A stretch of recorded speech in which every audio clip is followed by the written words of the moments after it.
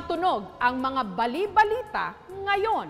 Nasa isang bahay sa bayan ng Calasiao sa Pangasinan, may misteryosong mga tunog na naririnig sa bubungan tuwing gabi. Nakatanggap kami ng message sa aming Facebook fanpage. Humihingi ng tulong. Sa kanila raw kasing probinsya, may umaataking manananggal.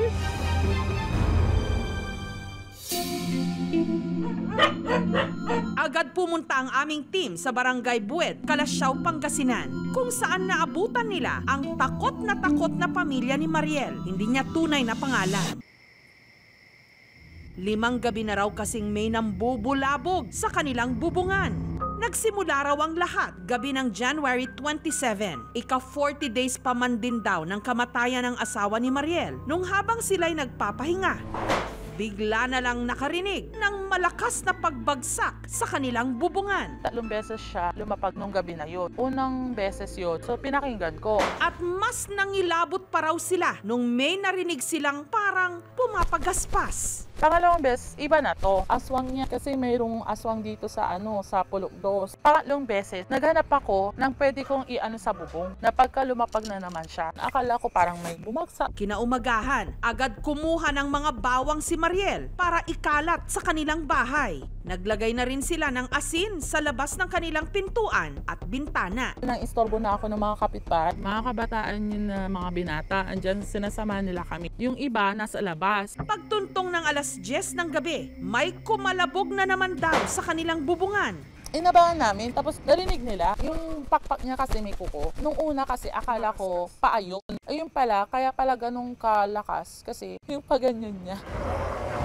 Sabi ko, habulin nyo. Tapos bigla siya umalis. Pag tinitingnan nila, wala na, umaalis na siya. Ang hipag ni Mariel, may nakita raw na parang napakalaking ibon. Kasi sa may kalsada lang sila. Akala niya ibon lang, pero ang laki. Tulog ako alas 5 ng madaling ng umaga na. Inaantay ko siya na biglang dumapok. Hindi mo alam kung kailan susugod. Sa ika-4 na gabi, ang nobyo ng anak ni Mariel sinilip na kung ano ang nasa kanilang bubong. Doon na raw nakita ng 2 mata ni Marvin. Malaki po yung pakpak niya. Natakot po. Naisip ko po na baga anuin ako, nanginginig. Kahanap siya ng pangpapalo sana doon kasi nakita niya na manananggal pala yun. Na hindi mo maipaliwanag yung mukha niya. Yun, natakot talaga. Sabi nila yung manananggal bata daw ang pinupuntirya nila. Natatakot ako sa mga kapatid ko. Sa puntong yon, nagpagawa na ng sibat sina Mariel. Naghalo ng abo na may kasamang bawang, bigas at asin. Gumawa na rin ng pang-spray na may halong bawang, asin at holy water. Ito na yung pang-spray ko sa mga damit ng bata, tapos yung mga tela-tela dito sa loob ng bahay para mangamoy bawang. Gayunpaman, sa ika-5 gabi, meron pa ring pumaluskos. Layuan mo na kami! Kaya pinakiusapan na raw ni Mariel ang nanggugulo sa kanila. Pagod na ako, nakikiusap ako sa'yo kasi pareho tayo na nabubuhay. Nilalang ka rin, nilalang din kami. Huwag mong pakialaman yung mga anak ko. Natigil naman daw ang pagpaparamdam. Kailangan di mo ipakitang natatakot ka kasi mga bata yun. Pag natakot ka, matatakot na rin sila. Kailangan maging matapang ka. Pagbagsak niya, ginaganyan ko rin siya para umalis siya, para alam niya na lumalaban yung tao dito sa loob. Pati mga kapitbahay ni na Mariel natakot. Yung ate ko sabi niya, huwag ka maniwala, ano lang yan, manok. Sabi ko, manok gabi. Buntis ka pa naman kako. Kaya kinuha ko yung holy water, asin, tsaka bawang. Maniniwala ako sa mga manananggal. Pag nakita ko, maniniwala ako. Pero pag hindi ko nakita, hindi ako maniniwala. Sa buong buhay ko, wala kaming nabalitaan na may aswang dito. Doon na lang lumabas ang mga kwento na hindi pala sa kanila unang nagsimula ang kababalaghan, kundi sa kalapit nilang purok. Kung saan naroon si Edgar. July 2017 daw, nung may namataan din siyang kakatwa sa kanilang likod bahay. Luto ako, ulam, nugid tubig, karukos puno, hati ng tawad. Agad daw dumampot si Edgar ng tirador. Pero nung titirahin na raw niya ito, mabilis itong lumipad, papalayo. Umantra sa Mananggal, Durasare, dito. Ang kapitbahay ni Edgar, natakot din daw. Nakabukas to dati, lagyan ni Papa ng ganyan. Hindi kami exposed sa loob na may tao.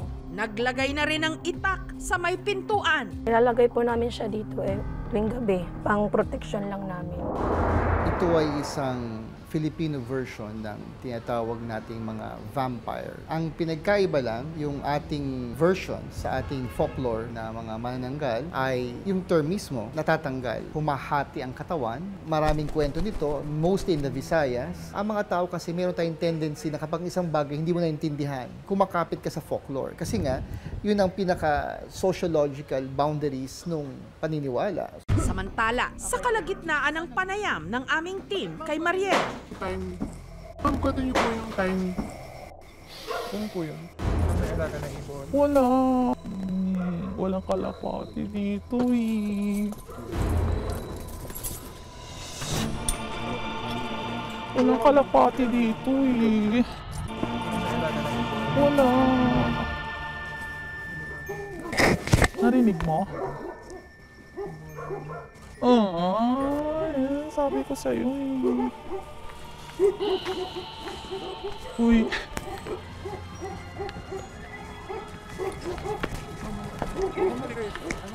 Yan, walang nahulog. Saan lang mahuhulog dyan? Tingnan mo, wala kang kawayan dyan sa gitna. Uy, walang mangga dyan. Yung kanina na narinig natin, parang ando na siya eh, na parang nagmamatsyag. Pero nung sinilip ito ng aming team, may tumunog ulit. Lahat kami nagtinginan na. Kaso, that time, nakita ko, tsaka ng SP ko, na may mga daga dun sa mismong Yero. Doon naman po sa sinasabi niyo na daga, malayo siya doon sa area ng may talagang tumunog. At hindi ganun talaga yung tunog nung sunod-sunod na araw, yung narinig namin. Para mahuli kam kung ano man ang gumagambala sa bubungan ni na Mariel, nagkabit ang aming team ng mga CCTV camera. Ano kaya ang makukunan ng mga ito? Samantala, tumulong din ang isang paranormal investigator, si Ana. May narinig kami dito na bigla na lang bumabagsak sa bubong namin. Tapos parang akala mo naglalakad, biglang mawawala, gano'n. Asawa niyo po siya? Oo. Namatay po siya? Ano ko kinamatay niya? Cancer. Nandito pa siya eh. Baka po yung nararamdaman niya dyan sa bubong na yan. Hindi po natin masabing aswang. Hindi natin masabing elemento. Simula noon, nung nag-asawa kaming dalawa ng asawa ko, kung ano yung labas ko lang, hanggang kalsada, ganun. Hindi kasi ako nagkipagkapitbahay. Hindi naman siya parang, kasi kung aswang yan, maririnig mo eh, yung tik-tik, maaamoy mo eh. Kasi pag tik-tik-tik, malakas siya, malayo yan. Pero pag mahina ang tik-tik niya, kabahan ka na at nandiyan sa paligid eh. Wala eh. Iba yun naramdaman ko, hindi siya aswang. Tumataas balahibo ko. Nandito yung asawa mo. Huwag ka daw malungkot, di daw niya kayo pababayaan. Nag-antabay ang aming team sa makukunan ng CCTV.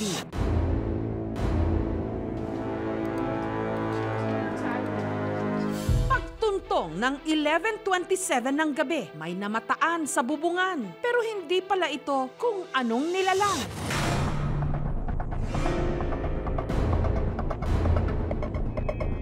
Kundi pusa.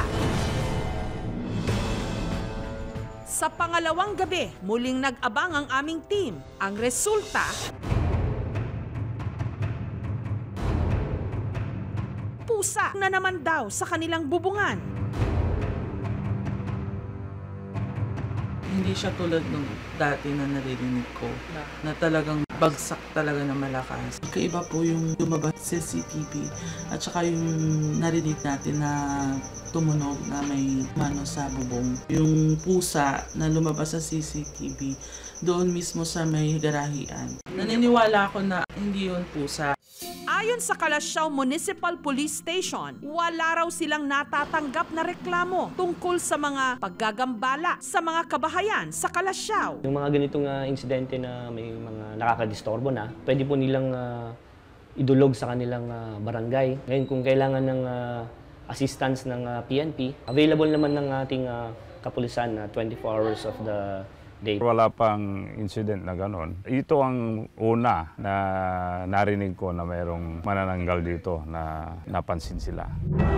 Pero sa ilang mga purok ng Kalasyaw, nanindigan ang mga residente, hindi pangkaraniwan o kung ano-ano lang ang kanilang mga naranasan. Kaya panay pa rin ang kanilang paghahanda at panalangin na kung ano man ito, hindi na sila muling gagambalain. Thank you for watching mga kapuso. Kung nagustuhan niyo po ang videong ito, subscribe na sa GMA Public Affairs YouTube channel. And don't forget to hit the bell button for our latest updates.